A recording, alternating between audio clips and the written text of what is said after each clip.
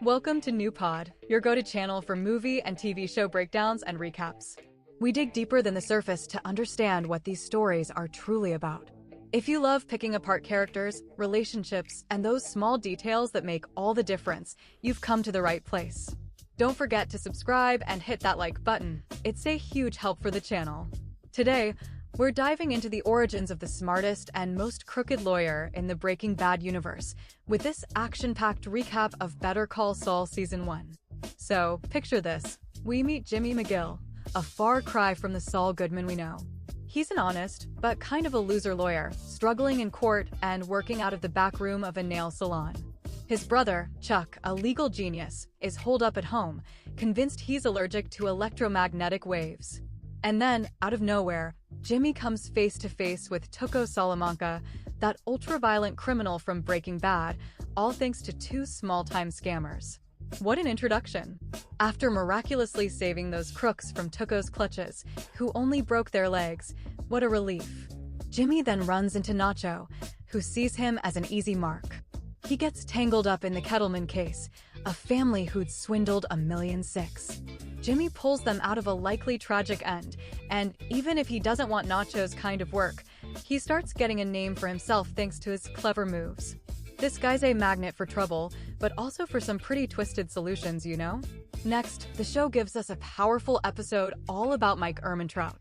We learn about his past as a crooked cop in Philadelphia and how the death of his son, who was also a cop, shattered him. It's a raw, emotional moment where he finally confesses his guilt and gets revenge for his son.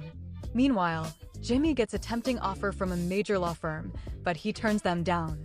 He'd rather have his freedom and do things his own way. His resistance to authority is already pretty strong at this point.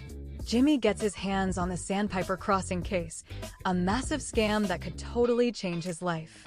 He throws himself into it, gathers tons of evidence, and even asks Chuck for help, who gets his intellectual mojo back. We're hoping they'll finally work together, but then, disaster strikes. HM rejects Jimmy.